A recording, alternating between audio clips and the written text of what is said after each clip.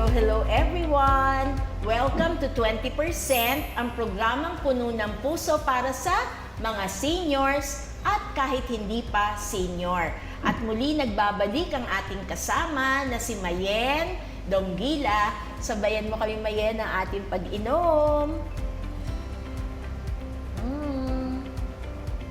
Hello, tayo po ngayon ay nagpapatuloy sa ating mga pagninilay. Talagang pagninilay kasi ngayon ho ay Lunes Santo na. At dahil Lunes Santo na, nasabay pa Mayen na March 25. Diba, this is a very special day, no, sa Blessed Mother. Annunciation. Kaya lang, paano yan? May pasok, hindi naman holiday diba, of obligation. So nagpapatuloy po tayo, Christ and Crisis with Christ. So nakita ho natin na sa anumang crisis na pagdadaanan natin, kung kasama mo naman si Kristo, talagang hindi mo rin mararamdaman kung ano yung crisis na yon. Kasi we just go through the process, pero ang dulo nito ay si Kristo pa rin. So may nakakalungkot yung dating naiwanan nating kwentuhan last Monday, na nabanggit mo dumadami yung mga lolos and lolas na naaabandona. Yun ba ang tamang term natin? Naaabandona sila no? Kasi kahit mahirap yung buhay, pero nakikita rin naman natin may mga tao sama-sama sila kahit naghihirap Correct. So parang ito medyo nag-hands off yung mga taong dapat sana'y kumakalinga. So ito ba ang nagtulak sa'yo para sumubok ng larangan ng politika? Actually, oo, isa ito. Isa ito sa mga nagtulak sa akin para tumakbo nung nakaraang eleksyon. Kilala mo naman ako, hindi ako mapolitikang tao. Kaya nagulat nga ang bayan Ang bayan ng Diyos ay nagulat kasi finally mukhang puno na ang salop. Mukhang gagawa na siya ng hakbang para magkaroon ng pagbabago. Actually, nagsimula ito nung offshoot ito ng election 2022. Na ang daming problema. Tapos yung mga tao patuloy, nakabuo kami ng grupo. At even after the election, patuloy pa rin silang lumalapit sa amin. Alam mo naman, wala naman din kaming resources to help them. Kasi umasa sila na after this election, magkakaroon ng malaking pagbabago. Na unfortunately, magandang pagbabago. Unfortunately, hindi nangyari. Pero nandun pa rin kasi yung hope na meron talagang magandang mangyayari. Kaya, yan, patuloy silang lumapit sa amin, nagre-request kung pwedeng makapagsimula ba kami ng mga livelihood programs. Hindi lamang sa mga lolo at lola na nakasama namin sa kampanya. Gayon din yung mga nanay at tatay na hindi nakakapagtrabaho or walang trabaho. So much that we would like to be of great help at ma-alleviate yung kanilang mga sufferings, physical sufferings and material sufferings. Sabi namin, saan tayo kukuha ng resources for us to be able to help them? Kaya naisip ko na ang barangay bilang isang unit ng pamahalaan ay maraming pondo na makakatulong sa mga tao. Kaya yun ang magandang behikulo para maipadala mahatid yung serbisyo na kinakailangan ng mga tao. Very fortunate ako kasi meron din talagang isang grupo na katulad ng intensyon ko na makapaghatid ng makabuluhang pagbabago at makatugon sa pangangailangan ng mga tao sa barangay, knowing na napakalaki ng budget ng aming barangay. Mayaman ang inyong barangay. Na sana ay talagang makarating dun sa mga karapat-dapat na madatnan. So, hindi naging mahirap sa'yo na magdesisyon na pasukin yan? Yes, oo. Yun ang motivating factor para sa akin. Pero yung decision na yon with good intentions talaga, yes. Diba? Pero mukhang iba na naman ang naging plano ng Diyos, just like your UP days. No? Diba yung una, doon ang simula mo nung 16 years old ka diba? Pero dinala ka ng Diyos sa tamang paglalagyan sa'yo. So ito, ganun na naman. May maganda ka na namang intention. kaya mo bang ngayon, no? Kasi past mo na yun eh. Kaya mo bang aminin ngayon na naging cross din yon? Was it a cross that you had to bear kasi hindi yung expected result ang nakuha mo from that election? In a way, yes. Kasi kahit sabihin natin maraming taong merong magagandang loob, maraming tao merong mga tapat, pero talagang marami pa rin hindi tapat. Kasi pumunta ka sa area, kausapin mo ang mga tao, lahat ng clamor ay pagbabago. Yung pagkakaroon ng maayos na pamamalakad. Pero hindi pa rin nangyari. So probably, may iba pang bagay na itinuturo ang Diyos. Siguro sa aming grupo, at sa lahat na rin ng mga tao. Baka binibigyan pa ng pagkakataon ng mga iba na makatawid kung ano man yung dapat tawirin. At baka naman sila rin ay gamiting kasangkapan ng Yes, Diyos to be a oo. vehicle of that good intentions of yours. Correct. Mm-mm. So, hindi naman nililimit sa atin lang. Pero syempre, human as we are, syempre mahirap harapin yung pagkatalo. Tama ba? Correct. Pero alam mo, para sa akin, sobrang napakadali lang. Yung hindi ko siya ininda. Yan. Paano mo kinaya yan? We were up until about 11 in the evening. Tapos, naririnig namin kung sino-sino na yung mga may matataas na numero. At syempre, wala kami sa top 10. And sabi namin sa grupo namin, manalo, matalo, makapagsiservisyo tayo. Amen. Basta ang mahalaga, hindi magwawatak-watak ang grupo na to at gagawa tayo ng paraan para makatulong pa rin tayo at makapagserbisyo sa komunidad kung nasaan tayo. So, Mayen, nasa ng pamilya mo sa lahat ng ito? Kasi basically, no, from 16 to 60, people-oriented. Talaga ang linya mo ay sa paglilingkod. So, ang chunk nun ay sa simbahan, to the church, Yes. di ba? Tapos ngayon na sinusubok mo nga sa civil society na to, di ba? Asa ang stand ng pamilya mo sa lahat ng ginagawa mo? Sobrang swerte ko kasi lahat sila nasa likod ko. Sa oras ng kampanya, nandyan sila. Sila tagaluto sa lahat ng mga yung school, yun yung naging headquarter namin. Talaga. So everybody is involved. Ang So, teachers, Oo, ang teachers. parents. Oo, correct, oo. Grabing suporta ng mga ibang mga parents na talagang nagulat rin sa naging decision ko. Pero nagulat na hindi nag-question, kundi sumuporta. Nagbigay ng mga campaign money, ng mga kung ano-anong donations, kasi nagdadasal din sila at umaasa na talagang magkakaroon ng pagbabago. Hindi pa nga lang siguro panahon, Ngayon, di ba? correct. Pero sabi nga lolos and lola, sa mga nangyayari, this is how she responded to what is happening. Yung sitwasyon ho natin, mga kinalalagyan natin, ang labanan sa krisis kasi is how to respond dun sa crisis eh. Yes. Hindi naman yung tatakbo tayo, but that is also an option, no, bilang response natin.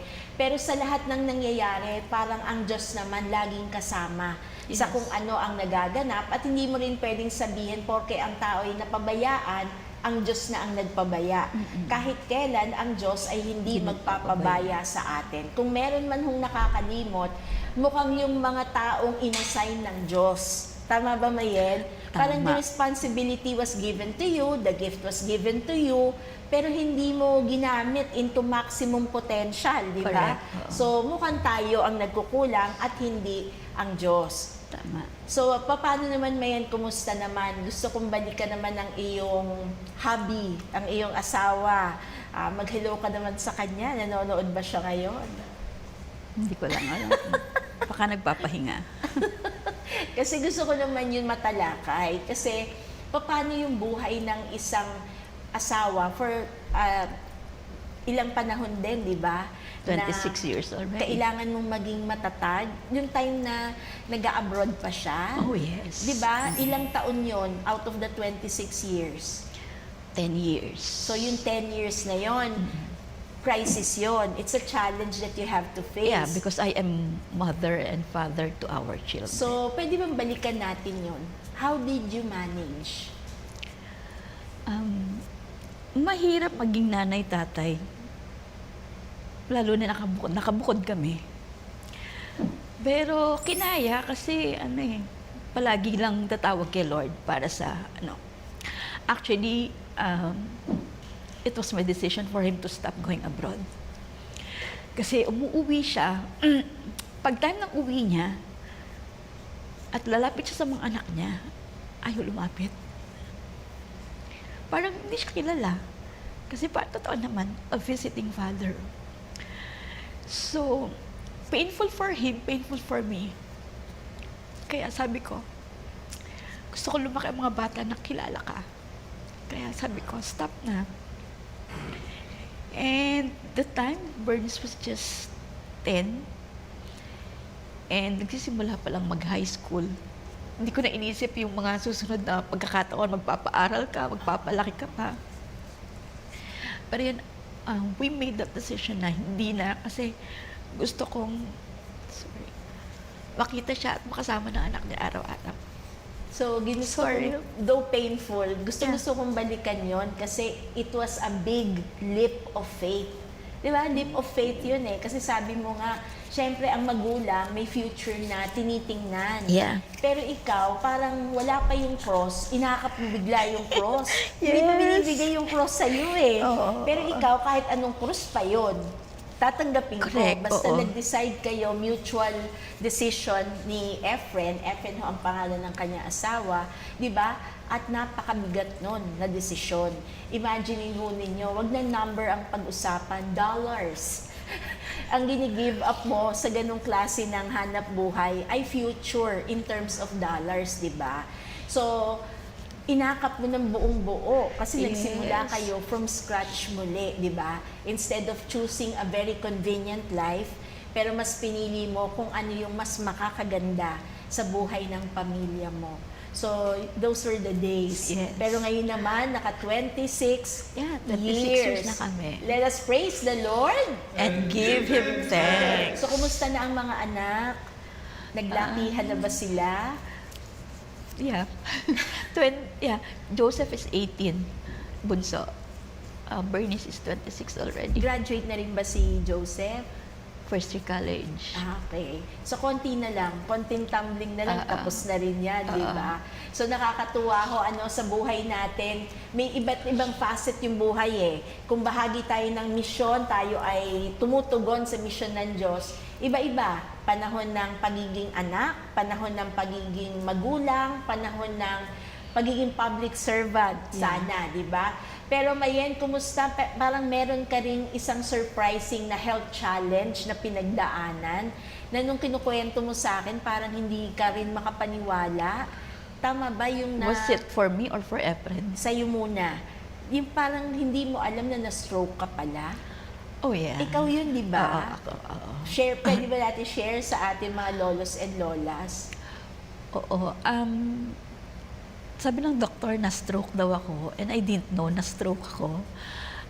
Kasi I am about to donate blood to someone. Tapos of course, kailangan mo mag-undergo muna ng medical bago ka makapag-donate. Clearance. Yeah. So I did. Tapos nung nagpapa-clearance ako, sabi ng doctor sa akin was, kailan ka na-stroke? So my answer was, hindi pa po ako na-stroke. Diretso yung tanong no? Oo. Kailan ka na-stroke? Sabi ko, you're sure? Sabi ko, opo, hindi pa ako na-stroke. Sabi niya, yung eyes, manifestations were, yung eyes ko, mas maliit na yung isa, yung face ko, hindi na siya pantay. Yung lips ko, hindi na rin siya pantay. At nagsa-stutter na ako magsalita. Nabubulol-bulol na talaga ako. So those are signs, right? Pero sabi ko nga, sobrang buti ng Diyos na na-stroke. Naranasan ko pala yung stroke na hindi ko namalayan. Sobrang thankful ako kasi sabi ko, Lord, ang daming nasa-stroke na tapos agad. Oo, totoo yun. Pero ako, dumaan pala yun sa akin na hindi ko namalayan. Grabe. Sobrang thank you. Kakaibang kwento ka talaga, Mayen, no? Oo. Parang nakapagpondo ka kasi talaga ng lahat ng iyong serbisyo sa Diyos.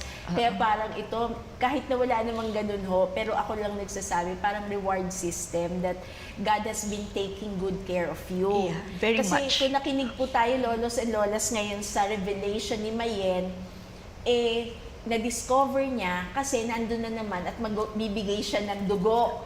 Ibig sabihin, kagandahang loob na naman yan. And because of that gesture, imagine yun na naging way para malaman mo na na-stroke ka na pala. Yeah. So, wala namang kinailangan gawin sa'yo. Natuloy pa rin ba yung blood donation mo? Yes, nakapag-donate pa din So ako. imagine, so nadugtungan mo pa ng buhay kung sino man Correct. yung tao na Oo. bibigyan mo ng iyong dugo. Kaya lolos and lolas, tayo hindi pa nai-stroke. Dapat talaga magpondo tayo ng kabutihang loob para kung ano man yung mga hindi inaasahang pangyayari, na-shield na agad tayo ng Panginoon. How about yung challenge kay Efren? Oh, yeah, I remember that. Inano pa kita, inistorbo pa kita. Kasi this was during pandemic. Na-alarm lang ako na hindi siya natutulog. Magising, makatulog ako. Gising siya. Gising ka. Tapos yun nga, going to the CR siguro mga 10 times during the night. Tapos biglang bumagsak yung weight niya. Sobrang pumayat ng gusto. So, medyo matigas ang ulo. Sabi ko, pa-check up na tayo. Ayaw pa, kasi pandemic time pa nga. Pandemic na, oo. Kaya di ba, kinakailangan kitang istorbohin kung pwedeng magpa-check up and all. Pero unfortunately, hindi natuloy dahil sa sked ni Doc Yes. Banjo. No? Fortunate also na meron kaming isang friend from the Light of Jesus family na meron kakilalang alternative doctor. Tapos, yun, dun na lang kami nag-consult at through Zoom lang. Oh, kasi hindi pa talaga pwede O, nun hindi pa eh. talaga pwede nun. So, ayun, tiningnan yung mga, pinakwento sa kanya, ano nangyayari sa kanya. Tapos kinuwento niya lahat. Tapos nagbigay siya ng, ng medicine.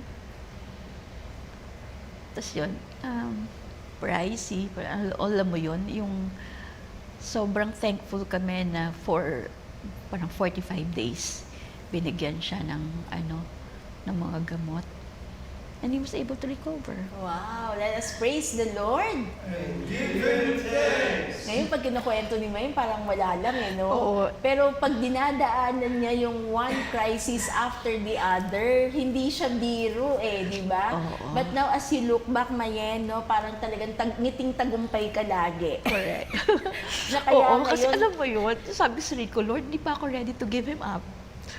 Sabi ko, please make him well and totally healed.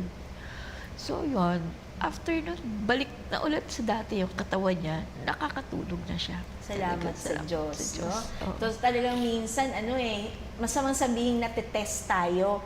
Pero parang test, parang estudyante ka lang, no? Papasa ka ba o hindi? Kasi hindi naman lahat na nag-exam natatapos yung exam. Oo. Di ba? Totoo You can yan. walk away from the exam kung talagang ayaw mo. Di ba? At sasabihin mo, I'm not ready. Pero sa gabay ng Panginoon sa buhay mo at ng pamilya mo at mga mahal sa buhay, kinakaya mo talaga. Yeah. So, nagkaroon ba ng role ang nanay, ang lola, sa pag-aalaga sa mga anak mo? O Siguro, is it the other way around? Na kayo na yung nag-aalaga noon kay nanay? Yeah, we experienced that.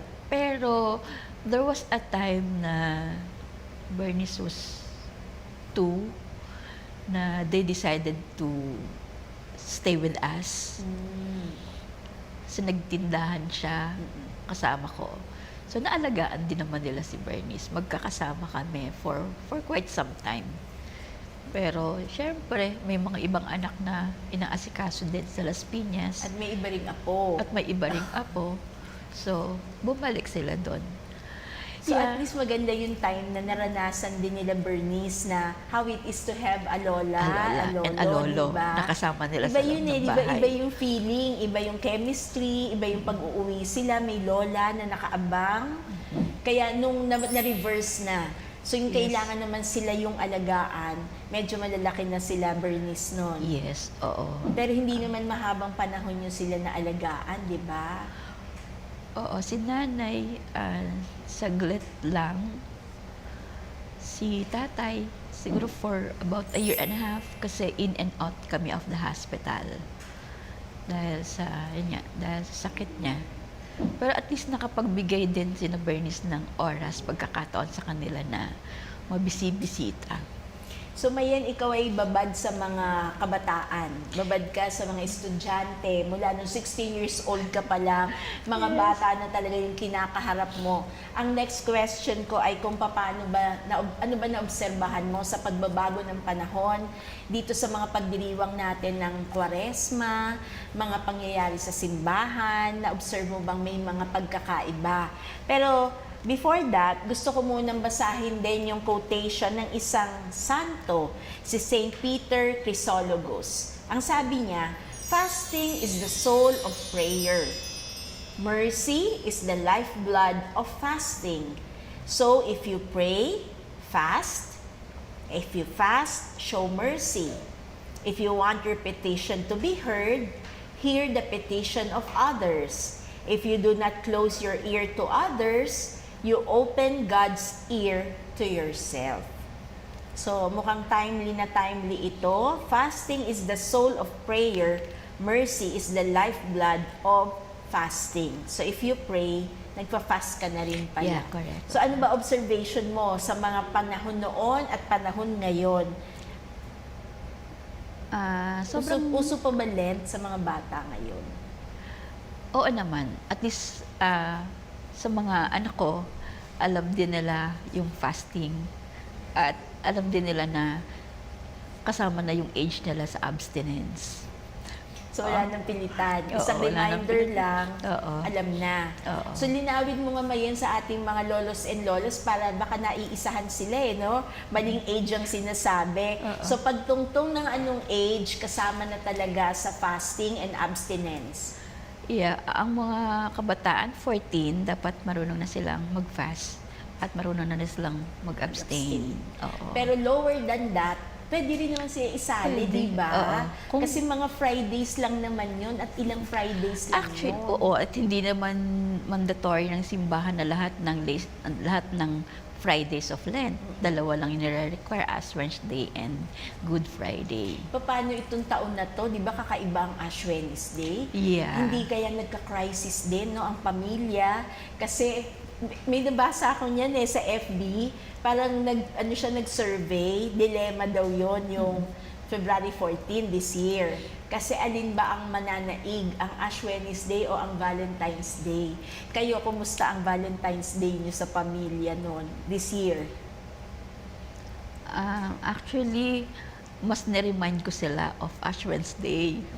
Kaya, ayun, fasting talaga. Ang lupit nun no? Ang lupit. Parang ang hirap, kalaban mo mundo. Kasi talagang Valentine's Day, iraraos at iraraos. At hindi lang ito sa lovers. Kaya natin dinidiscuss. Kasi even in your own family, di ba iba-iba mga discussion yan. Hoy, ano nga yung Valentine's Day? Yan ang ulam natin, di ba?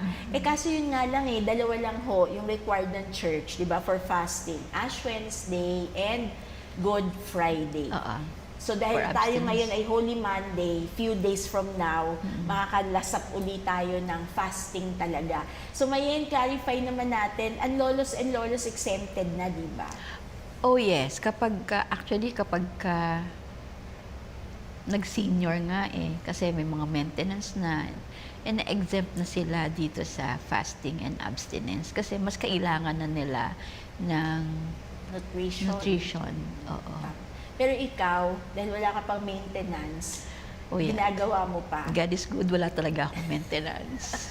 That is really a good news kasi pangkaraniwan pagtungtong ng senior, yung mga gamot na no, ang naa-avail doon sa privilege card talaga. So going back kasi ito na, santo-santo na talaga tayo, hindi na to preparation, Holy Monday, nagsimula na nagbisbas na ng palaspas kahapon, kaya itong mga darating na araw, tayo ang maging daan para ma-observe talaga natin yung nararapat ng para sa Panginoon.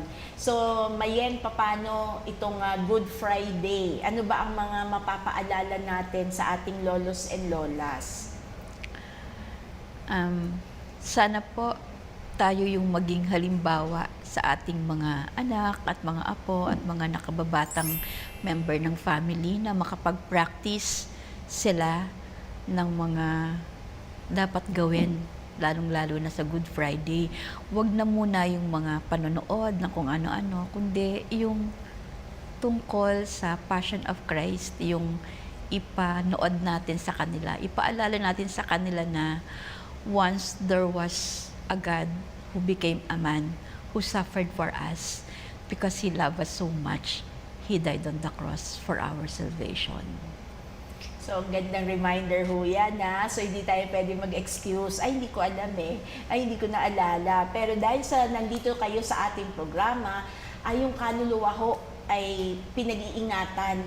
At ang unang mag-iingat niyan, tayo na mga elders. Kasi dumaan na tayo doon Kung malimutan man ng mga tunay na magulang, at least andyan pa yung lolos and lolas natin. Regalo pa yun ng Diyos. They're still a part, very much a part still of the family, di ba? Yes. Kaya yung Good Friday, isang beses lang naman yung isang taon, yung mga sakripisyong yon. Pero ang good news naman, Mayen, looking forward naman tayo sa Easter Sunday. Yes. So, Easter Sunday, ayan na. Gawin nyo na ngayon lahat ang selebrasyon. Andun talaga ang malaking selebrasyon nating lahat. So, Mayen, ano bang naaalala mo nun? Pag Easter Sunday, syempre, buhay simbahan ka kasi Sobrang busy, walang tulugan yan. After yung madaling ng araw, vigil, walang uwian kasi magpe-prepare for salubong.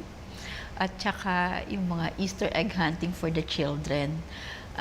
Dances for the salubong. Tsaka, Sirio yun yan. Pascual na sinasabi. So, ewan ko kung alam pa nila yan ngayon. So, tiyagain ho ninyo, lolos and lolas, kunyari sa parish ninyo, nangailangan ng mga bata, di ba? Tsaka yung parang sa mga angels. Oo. Wag niyo Kakanta ng ipagdamot Gloria. ang inyong mga apo kasi serbisyo nila yon sa Panginoon. At syempre, lalaki din ho yan. Hindi na yun ang magiging role nila. So, mahilig kasi dyan lolos and lolas Sila yung mas matyaga na nagdadala sa Mga apo simbahan. nila, Kasi yes. may mga practices, di ba, Mayen? Sige, any parting words, parting messages for our lolos and lolas na konting-konting na lang maitatawid natin yung ating misteryo Pascual at mararanasan din natin ang buhay, muling pagkabuhay. Opo. Mga lolos and lolas, isipin po natin na minsan lang ang Holy Week sa isang taon. Minsan lang tayo gumawa ng mga sakripisyo. Yun ay yung pagpapakita ng ating pagmamahal sa mga members of the family and our love for God. Kaya itodo na po natin yung practice natin at the same time pagpapaalala sa mga natin sa buhay na maghirap man tayo ng konti, gumawa man tayo ng konting sakripisyo, meron po yung kapalit na malaki at yun ay ang resurrection of our Lord who became victorious for all of us. Let us praise the Lord.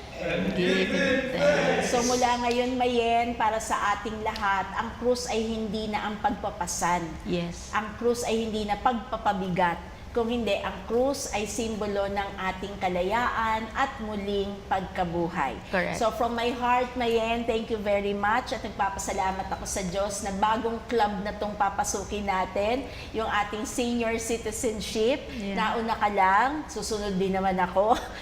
Pero maganda na nag-grow tayo lahat ng sama-sama at ngayon katuwang kita na nag-akay din sa ating lolos and lolas. So hindi pa ho tapos, aabangan nyo naman ngayon ang ating Easter season, kaya abangan nyo, napaka-special ng ating bisita sa susunod na Lunes. So huwag kayong mawawala, sumunod talaga sa oras natin dito lamang sa TV Maria.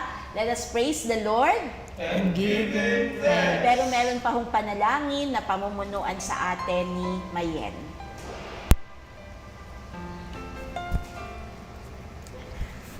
Look with favor, Lord, on your household. Grant that though our flesh be humbled by abstinence from food, our souls hungering after you may be resplendent in your sight. Amen. Father, Son, and Spirit. Amen. Let us praise the Lord. Give Him thanks. Thank you very much, Mayen. Salamat sa buong pamilya mo na naging very supportive sa lahat ng ginagawa mo sa misyon na ipinagkatiwala ng Diyos. Let us praise the Lord. And give Him thanks. Bye-bye.